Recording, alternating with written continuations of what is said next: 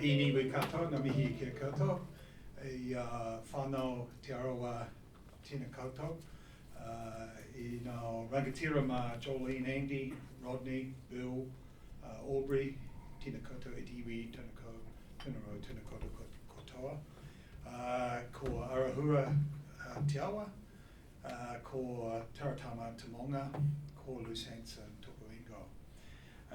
It's a real pleasure to be here, and I acknowledge my former staff, the dock staff, and so many green uniforms here, just about outnumbered by Australia. But it's so cool to be here, and that last debate, I just thought I could have stood up a year ago and said, yep, Doc will do that, but I can't do that anymore. So it was an incredible job being Director General of Dock, but I'm going to give you a bit of a journey of my career, and then we'll move into some of the big challenges facing the world and why we're going to have to double the number of you in this room quite quickly with some of the opportunities we see facing the planet. But I want to kick off, and I just acknowledge what your logo, the sea turtle. That's the one species that connects Oceania. I'm IUCN, which is the International Union for Conservation of Nature, Vice Chair for Oceania, which involves me in the Pacific, in New Zealand, and in Australia, and we'd love you to be members. It's voluntary. We've got 6,000 people. It's the biggest conservation organisation in the world. We developed the green list, the red list, World Heritage, and you can join any group you want, but I'm on the World Commission on Protected Areas. I'm the one that approves all the membership. It's completely voluntary, it costs you nothing, but it gives you access to world specialists on anything from giraffes to chimpanzees to tuatara to how to set up a marine protected area. And we've just got so many of the most talented people in the world involved in that organisation. We set up Worldwide Fund for Nature as the sort of commercial arm, and I'm actually acting CE of that at the moment while we seek a new CE. I've ended up on all the NGOs as a volunteer, so I'm on the New Zealand Nature Fund, the Les Hutchins Conservation Fund. But my favourite job is I've gone back to being a ranger on Rakiura, where I'm managing 20,000 hectares of Maori land for Rakiura Maori, and I'm doing predator free, I'm doing a track, we're doing a tourism operation, we're building a foray, and we're running all the hunters' huts and the hunters' camps on Rakiura. So and there's nothing more satisfying than going back to getting your hands dirty at conservation. So when the Te Arawa Waka rocked up to Aotearoa, it was sort of like nature on steroids, and the Waka would have come ashore not far from here, and at night the sound in the forest has been incredible. We've got virtually more invertebrates from fossil record than any other country on the planet except Papua New Guinea. So at night, this is overwhelming sound of critters, of birds, of moa, and this incredible place as Maori came from Hawaii in the Pacific to Aotearoa, and one of the greatest places on the planet for nature. And the philosophy they brought in terms of not owning land but caring for land and nurturing land, so that land nurtured you, and then how quickly European overrode this philosophy and created so much damage in New Zealand that we're now trying to protect. So this is just a crash course for those of you who are New Zealanders, is why we are a land of birds and why we are so unique. And this is Zealandia, planet Earth's 8th continent, and it was proven with this expedition by the Joides Resolution as it drilled all parts of Zealandia, that this plate broke away from Australia and New Guinea and Antarctica 80 million years ago, went under the ocean, popped up little bits, North Cape's one around Alexandra, little pieces of land which tuatara and Hotchnetters frogs and some of these really ancient species could occupy before the land went under the ocean again. And if you go to New Caledonia, you see it looks very, very similar to New Zealand. It's got uplifted landscapes, it's got the Kadoo, it's got ferns, and all this land was once connected, and then about 3 million years ago, plate tectonics kicked in, and that great fault line going from the Southern Alps right out down to Macquarie Island and up to the Kermadex started to uplift this place and completely change the shape of New Zealand. And it's what I call ancient antiquity, is because we broke away before mammals existed. Dinosaurs had gone extinct, but we've still got the Tuatara dinosaur 80 million years ago. We've got the Hochstetter's frog, about the same. We've got the Titi Panumu, the rifleman, the ancient lineage of all the wrens in the world. We've got the mohua, the yellowhead, the ancient lineage of all the canaries in the world. And we've got the kauri forest, which was when you were in Antarctica and you look at fossils, Agathis is that same species in Antarctica. We've got 25% of the world's seabirds, 25% of the world's marine mammals. We've got really weird creatures like the Poella fanta, the carnivorous snail. The kiwi was a bird that started in Antarctica and it flew out in South America. It became the tinamu, which still exists, and here it worked out it could be flightless, and so many of our birds ended up in this flightless and nocturnal form. The Haast eagle flew in from Australia, and basically New Zealand and Zealandia was this great big piece of blotting paper sitting out in the ocean that every now and then an Aussie would flop over and inhabitate and then evolve into other species. And that little eagle that came in from Australia evolved into the world's largest eagle, the Haast's eagle, with claws as big as a leopard.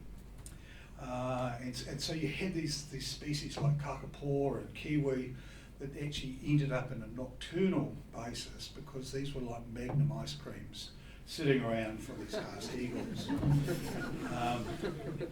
And the moa, these are just incredible birds, the wetters that would have been there all the time. And this, working for DOC, you just feel this great affinity with birds because they're the highest form of life we have, but then all the other critters that go with it. Go down to the subantarctics, and we've got these, and if you pull out a $5 note, it's Campbell Island. It's got the Bulbinella rossi, it's got the yellow penguin, it's got the pleurophyllums, and these weird, huge leaves that just sprout up at this time of year, and they all flower in 3 weeks and disappear. This is one of my first trips as I was DOC. I'm working as a nature guide in the subantarctic, and just the privilege to wander in amongst those flowers. And most New Zealand's flowers are white down there, they're all pink and brightly coloured because it's fly pollinated. So Maori worked in this whenua, in this incredible relationship of land. European came in here initially as a result of the Napoleonic Wars, and Napoleon had blocked off the trade of hemp and spars for shipping as he was in war with Britain. Britain was busy sending all its convicts to Australia, and so you come from generations of convicts. And in Aotearoa, they worked out they needed a return cargo so that you could bring a ship full of convicts, but you had to take something back. And Napoleon had blocked the sale of hemp for ropes and spars, and so these ships came over and quickly worked out flax and our kauri spars were an ideal thing to take on that return trip to New Zealand. And then gradually, companies like the Wellington Company were set up to settle New Zealand and convert it to Little Britain. And it was catastrophic for our wildlife and our nature. And in 1880, Rudyard Kipling was in Auckland and he wrote this poem called Cities, and he described Aotearoa as the last, loneliest, loveliest, exquisite apart. And this is at a time in Auckland when you would have heard huia, you would have heard saddlebacks, kiwi. The place was just bristling with birds.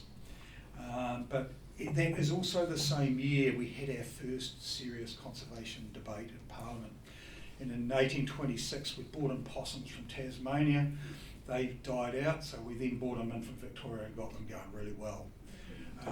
We then brought in rabbits because we'd annihilated our fur seal industry. our first seals were going to the fur industry in Britain. We'd taken all the penguins for muffs for people in Britain. And we needed to keep this fur industry going, so we brought in rabbits and possums. The rabbits pretty much decimated a lot of the Wairarapa of Otago, Canterbury, and the farmers were up in arms because they felt they were losing their livelihood. And we had people like Buller of Buller's Book and Birds who protested to the government that the solution to the rabbits was to bring in mustard stoats, weasels, and ferrets.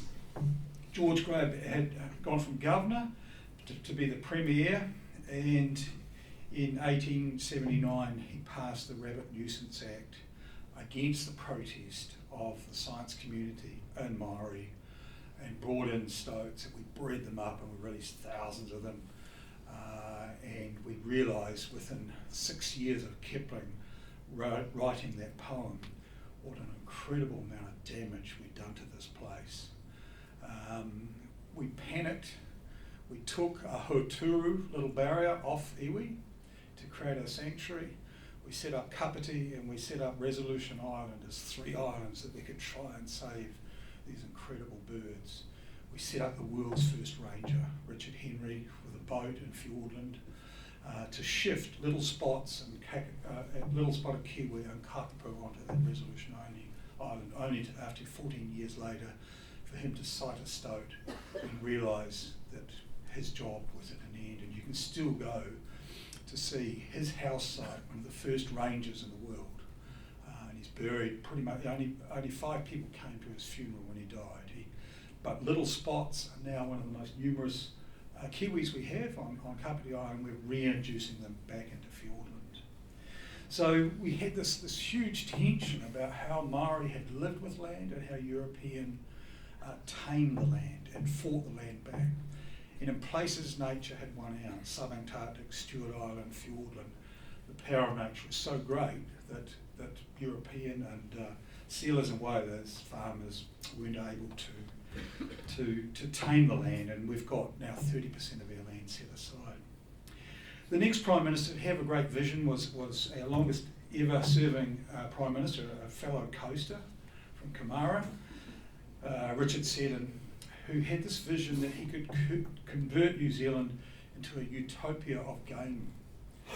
And he'd seen Britain, and if you're in Britain, to shoot a deer you had to be wealthy to get a salmon or a trout. So he brought in 5 species of deer, he brought in tahr, he brought in moose, he let those guys near Hokitika Gorge. They didn't quite work, so he brought another crate in and put them into Dusky Sound. He released salmon and trout as he moved around the country to try and create this great game enterprise for everyone.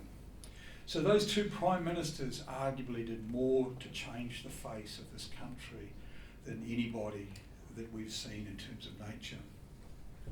So in New Zealand, we've got this incredible connection with nature. We've got this 80 million years of evolving in isolation and our strong connection. I grew up in Hokitika. I was up every river, whitebaiting, deer shooting, possuming, and I just had this fascination with the Southern Alps and just exploring every valley from Hokitika to Haast. One of the first things I did when I left Big DG was pick all those maps up again. I felt I was 17 and I just started up these valleys, but I promptly bloody tore 2 tendons coming off a mountain doing a self-arrest and realised I wasn't 17 anymore, so I slowed down a little bit. But this whakatau, if the land is well, the sea is well, the people will thrive, is really what drives us in our hearts now. Toi tu te marae tangamahuta, toi tu te marae tangaroa, toi tu te tangata. And this growing awareness is that this country is built on nature, and if we don't nurture it, we lose everything we stand so much for. So how did a guy like me going into Hokitika get into, I applied to be a park ranger, I wasn't good enough. I applied to be a wildlife service ranger, and I didn't get that. So I then applied to be a forester, and I got into that. And so I missed out the whole ranger bit, and I'll tell you how I got to be a ranger eventually. There I am being inducted in 1975, and I'd seen a couple of guys in that hut in Harmon Hut in the head of the Arahura River, and they said, what do they do? We do forest surveys. And I said, shit, I would like to do that job, and that was that led to, and my mother introduced me to the mountains. She's from Inchbonny at Lake Brunner, and she's an artist, and just this whole growing up in nature, just how powerful it is to me, and how incredibly privileged I feel to have been on the coast and then spent 22 years in Southlander. And for New Zealander, Southlander is a West Coaster that's been to finishing school. I did the forestry degree, then I went to environmental forestry, and then, as luck would have it, in 1987 the Forest Service was disbanded in one of the great conservation debates of New Zealand's history, and I was part of that. How do we keep relevant, putting conservation areas, ecological areas, recreational planning systems, and there I was involved in Forest Service. I was in the allocation. I was able to get that grader, and we were able to swap that for a photocopier, and there we are. And some of you are from Murahiku, the area in Invercargill, and we were all young. We were all sort of 30 max, and it just felt like the best time to be alive as we were working out what we were going to do with Department of Conservation, this great experiment to bring everything together in probably one of the most unique situations in the world, where everything is totally integrated from the Kermadec to Antarctica under one agency. And it all went swimmingly well, and we overspent. We lost our Director General twice, maybe 3 times. It seemed quite chaotic, but in Invercargill we were having the time of our lives. And we did some serious stuff, and then everything changed. 28th of April 1995, 14 people were killed on a platform that we had built. And we were taking them on an educational trip. We were leading the trip, and it was found that it was a systems failure. So DOC for nearly 12 years had worked without systems. What had happened is New Zealand had the biggest change to its planning reforms with the Resource Management Act, the Building Act, all brought in at the same time. And because we were having such a great time, we chose not to implement the Building Act. So it was found as a systems failure, and we could all see how chaotic the Department of Conservation was, because we actually didn't have its systems, and we were all working in our own patches on things that we felt good. And it just taught me the power of systems and how important it is that we recognise all those people forever in terms of safety, and in terms of never ever allowing that tragedy to happen again. So one of the first things I did as Director General is go and engage with those families, and you just, as a manager, you just felt awful. You go into the supermarket, you'd hear it on the evening radio, you'd see it on TV, you'd see it on the magazines, and for 2 years you just felt this deep sense of guilt of these incredible 14 young people who were aspiring to be rangers. They were there because they wanted our jobs, and we'd killed 14 of them. But out of that came probably the proudest time I have been involved in conservation, as we rebuilt, as we introduced our visitor asset management system, as we introduced structures, as Helen Clark, the Prime Minister, gave us nearly $1.2 billion.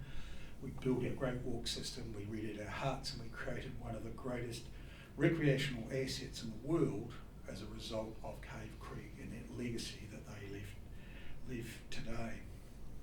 In 1996, I'd gone from an area manager to the ops manager into conservator, and this still stands out as probably the ultimate part of my career, because you could get stuff done. And we had this remarkable relationship with Ngāi Tahu.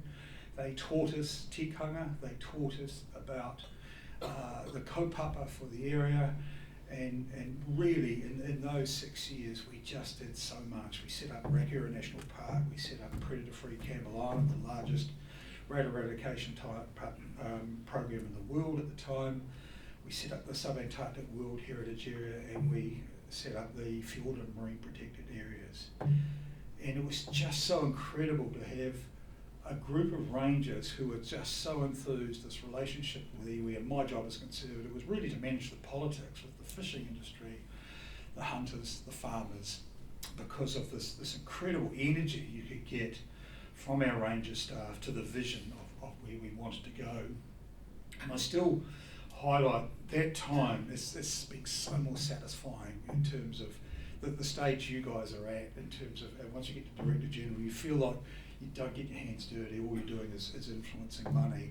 But here you can actually physically feel the land and feel the change and the connection with people. I went on to run the Antarctic program for 11 years because I had another deep passion. My mother introduced me to the mountains.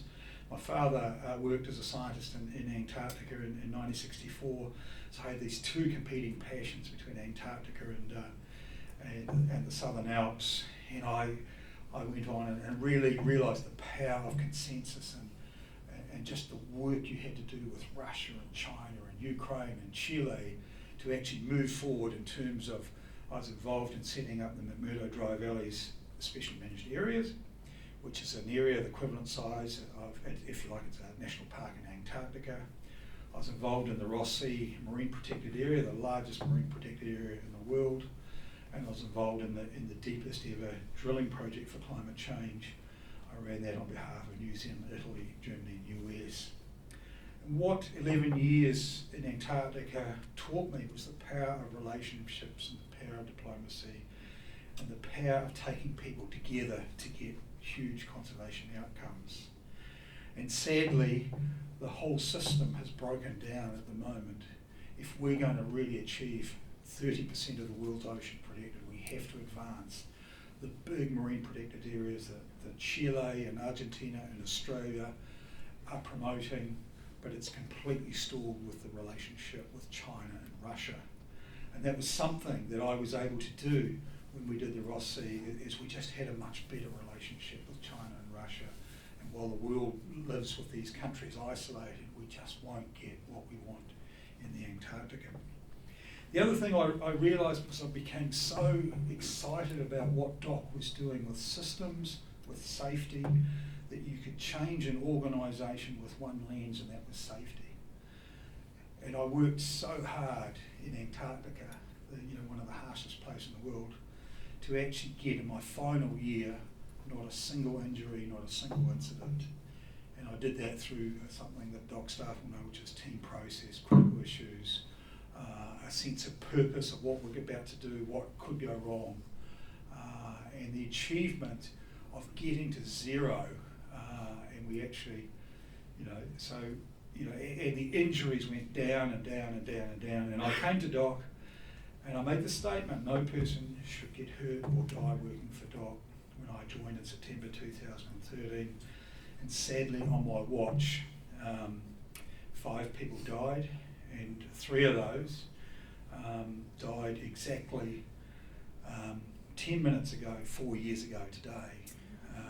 Hondi, Scotty, and Nick Wallace in the helicopter crash at Mount Cook at Wanaka Airport, and I went out there. Those people live with you forever, and when you're a leader, you know the girlfriends, you know the wives, you know the partners, you know the stories, and I still think of all those 5 people and what I could have done to prevent those accidents. Because I'd come off that high of how much I changed the safety culture in Antarctica, New Zealand, to how could I do it at DOC, and I still lost 5 people. What I also did was recognise, and that's why World Ranger Day on 35th of July is so important to me, it was not being recognised, and that's why I've been such a supporter of the Rangers going to Nepal. I was going to take them to IUCN in Marseille. I actually started to work through the system, and I kept on asking, how many Rangers have actually been killed? How many people have been killed working for DOC since 1987? Nobody seemed to know. So I dug around and I kept on asking, and I found out 34 people had been killed since 1987. Boating accidents, slips, hunting accidents, avalanches. And I wrote to the families of all those people.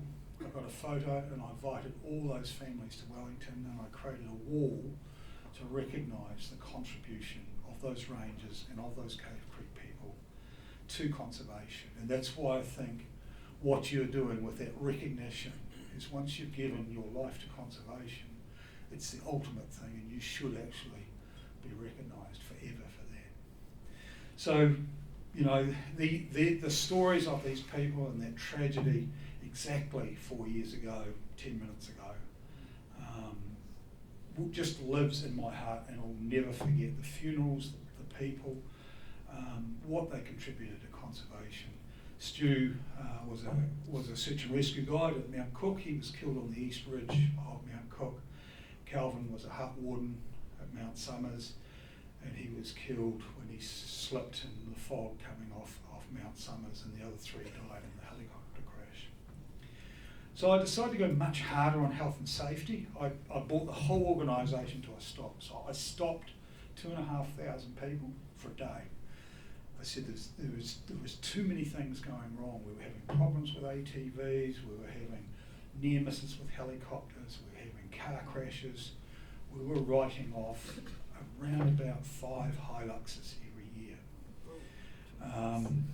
And so I just got every office in New Zealand to stop and think about what they could do to change the safety culture. I banned Robinsons, I banned ATVs, and I got all sorts of problems. The Robinsons were cheaper, the bigger helicopters cost more. ATVs were the only things that could fit on the bridges and the Heafy. So I got all these dog ate my homework stories about what I was doing to dog by bringing in LUVs and asking for a higher safety rate of helicopters. And I was really pleased that the culture over time did change, but it was pretty, when I came in, it was pretty average. The other thing I did, which was really tough, was up till 2013, and I know, Jolene, you've engaged in this 1080 issue. There's been threats here, that's why we've got a security guard outside.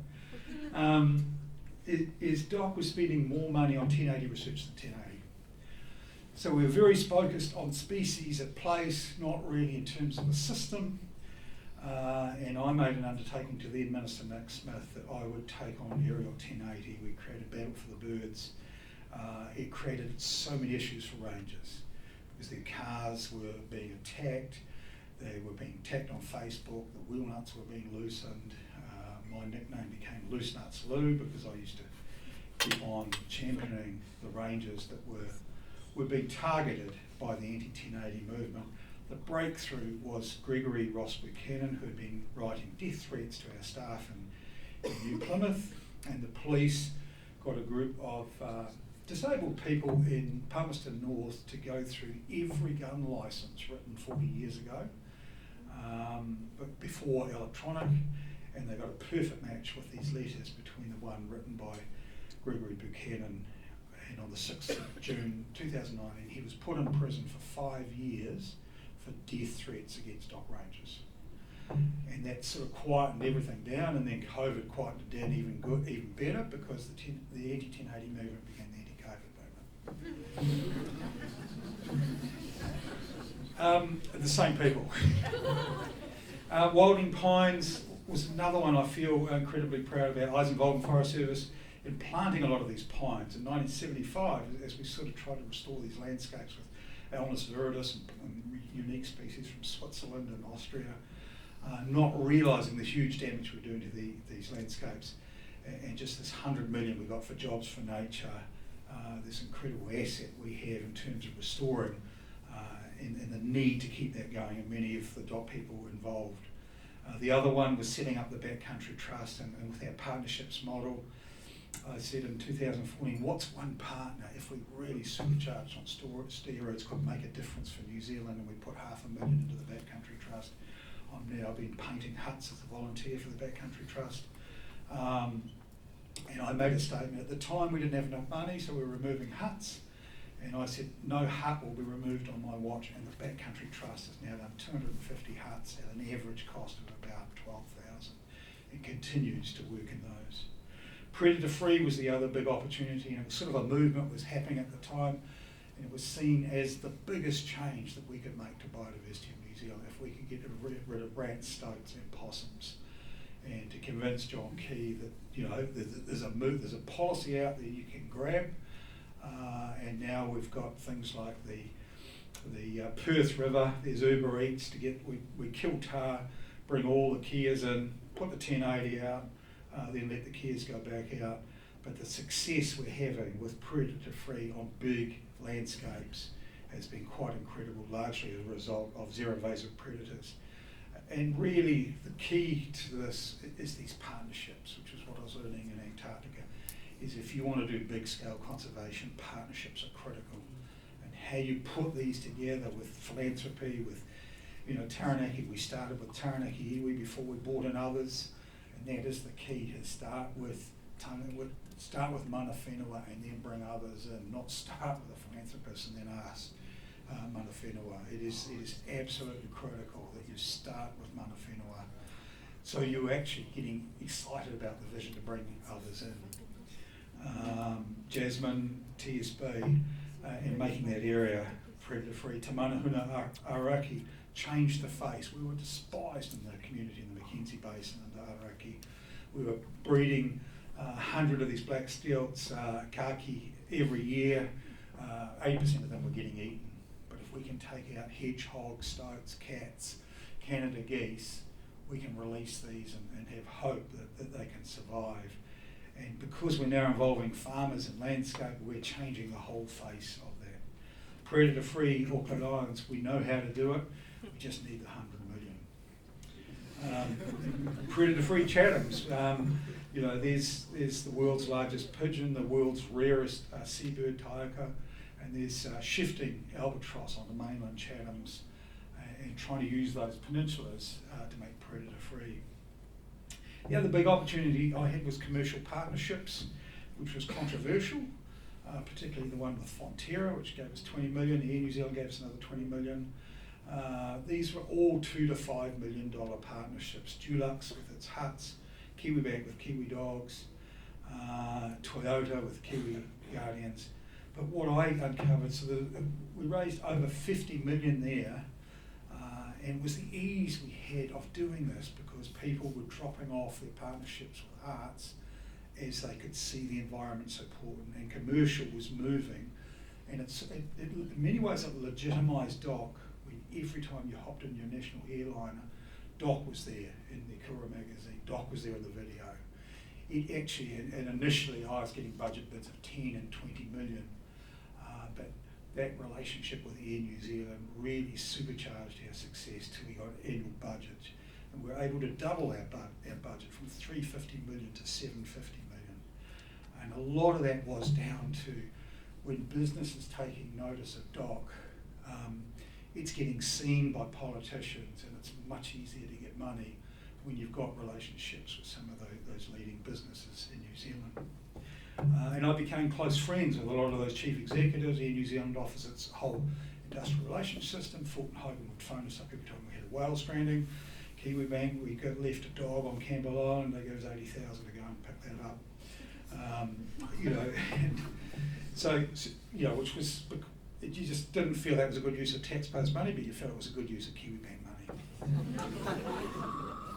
The other amazing thing was philanthropy, and the real surprise, and another 100 million coming from Julian Robertson, Neil and Annette Plowman, and Stephen Tyndall, people that really wanted to lean in and change the way New Zealand did. I went through the whole story of tourism boom and bust, the Tongariro crossing, there's the campsite at Aoraki, and then the tourists just disappeared, and how we come out of this with a better product. Visitor safety is always there, and as much as I stated safety, on my watch I had the Cape Kidnappers collapse. 15 people had just gone through that before that cloud came down. Cook sliding away, the eruption on the Tongariro crossing, the Waikaremoana bridge collapse. As a DG, these are things you always live with. We're also to create fabulous new experiences, the Paparoa Walk, the Old Ghost Road, the Puakai Crossing, and these incredible new visitor experiences for Kiwis. And Tohu Whenua was an idea we took out of Britain, is how do we get and the United States with its national monuments. These are sites of such significance. It was Maggie Barry that said, when you come to New Zealand, as well as seeing nature, these are our heritage sites that are icons, and very similar to how it's something that we got going. Of course, climate change, the increasing urgency, and I do acknowledge Fireground and that Ohau fire in October 2020, as hot as anything, it was their hottest ever fire, winds of 80 kilometres an hour, it just exploded. Port Hill fire, the Howden hut, how people were killed in that hut is beyond me, but the flood events are getting bigger and the fire events are getting bigger, and I do acknowledge Fireground being here. Organisations like that are key to our future. When that flood came down through Operation Tidy Fox, it taught me the power of community.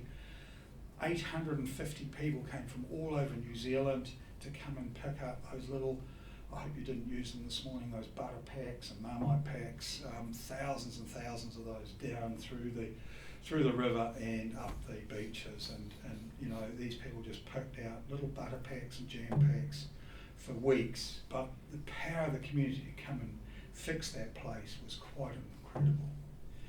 I was able to use my relationships with China to get them to set aside the areas in the Yellow Sea. They did not know that the Kuaka and the Huahua, the Godwit and the Red Knot, actually used those areas in China before they went to Siberia. And just to go there with Ngāti Poa and to get access to the chief executives of the Chinese government that could make that decision to give our birds a petrol station in China before they went to Siberia, before they came back.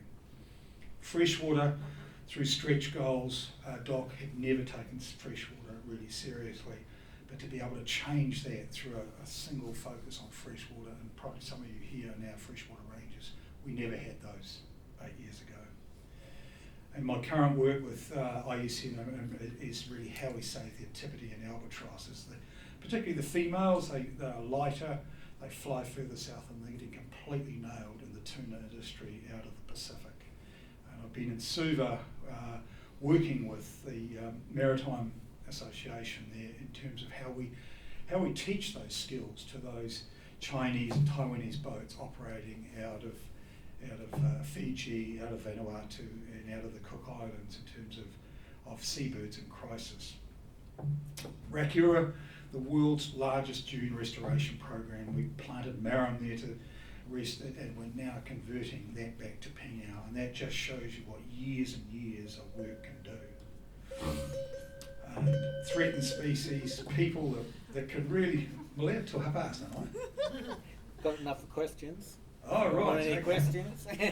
Right, well, I better whip through them. I won't do threatened species, I won't do that. Jobs for Nature was a program that we put together in 2 weeks. We saw the opportunity going into COVID to create a legacy for New Zealand. So we got 1.3 billion. We got that in 2 weeks. And the idea was DOC would get smaller and we would put 1.3 billion into completely fixing wallabies, wilding pines, estuaries, and then we would power into iwi and community. So working with others. So by 2024, we saw a smaller BOC and a bigger community. And 6,000 people trained in Jobs for Nature, taking over the work that we were doing in terms of that biggest investment in conservation. Treaty settlements, incredibly powerful to what I would do, but I really want to just focus on this slide because it's really important. And this is really what I'm doing in terms of this world movement of 30 by 30. We're trying to set aside 30% of our oceans and land by 2030. And it's taken us 200 years to protect 70% of the world and 7% of our marine. So the goal is huge. We're creating a new land classification called Other Effective Conservation Measures because it's so hard to set up national parks, scenic reserves, and that by the Mackenzie Basin, as we invest all that money on wilding pines, Canada geese, that could count as an OECM. We're looking at nature-based solutions, how green financing influences And if you go to Singapore, you can see they're changing the whole face of that city with plants, with rooftops, with water.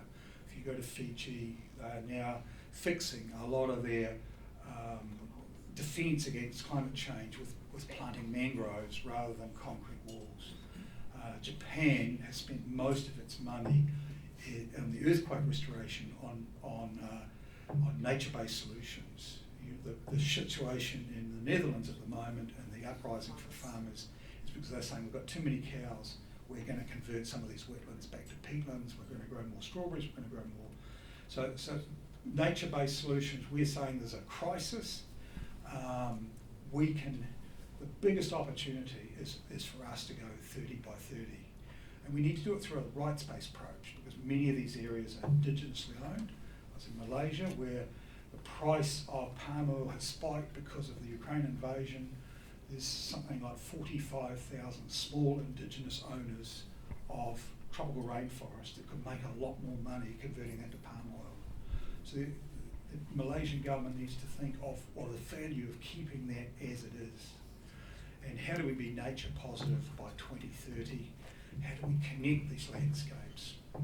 Asia's setting out on the biggest construction of rail and roads ever seen in history as a result of COVID stimulus. India is building more railways and more roads.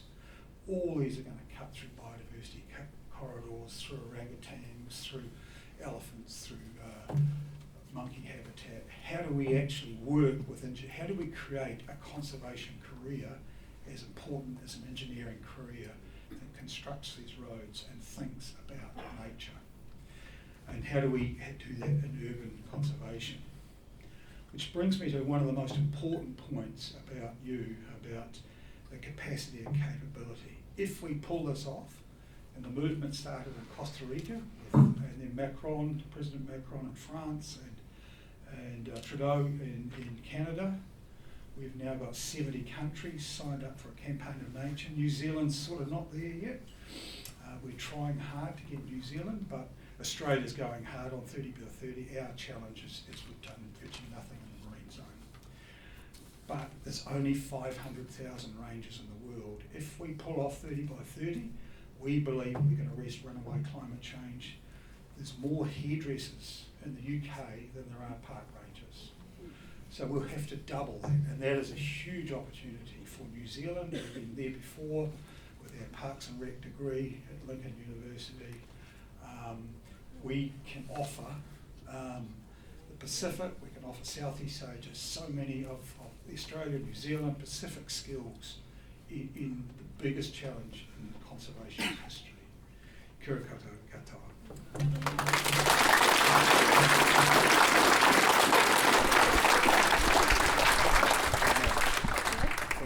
Last slide is my mentors, just how important it is in your career to have mentors that are nurturing your career through.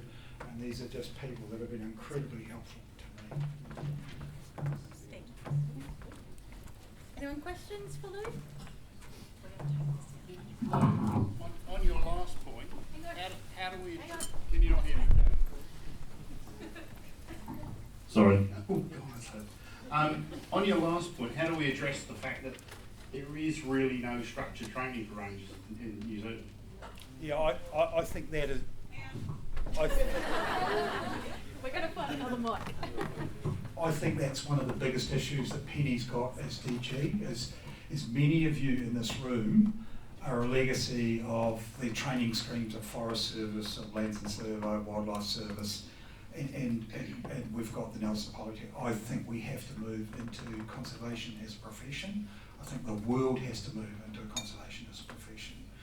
And I think Penny needs to integrate, you know, ideally, I think DOC needs a training program. Australia has some pretty good schemes. They've been doing some very interesting stuff there. But I think it's the missing boat that Penny now has to think, how do I get there? And I, for one, would be going back to Lincoln University and say, fill your boots, and let's actually help Nepal, Pacific. Let's put some of this 1.3 billion of aid we're going to put into the Pacific into helping you know, Papua New Guinea and Samoa with their rangers as well. Just adding on to what he was saying, because I was just about to ask the same question regarding training, because Doc had a program, and well, anyway, I commend you. I don't know whether we met before, but I was a trainee for the 1987 Rangers program down at Doc in Turangi, right? There were 4 islands, students who came, and I was one of them.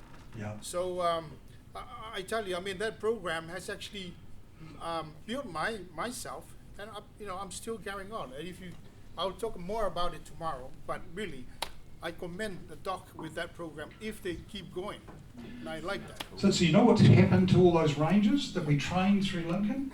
They've all ended up in very high-paying jobs in Australia. We struggle to get them back, and and I just think the time has come.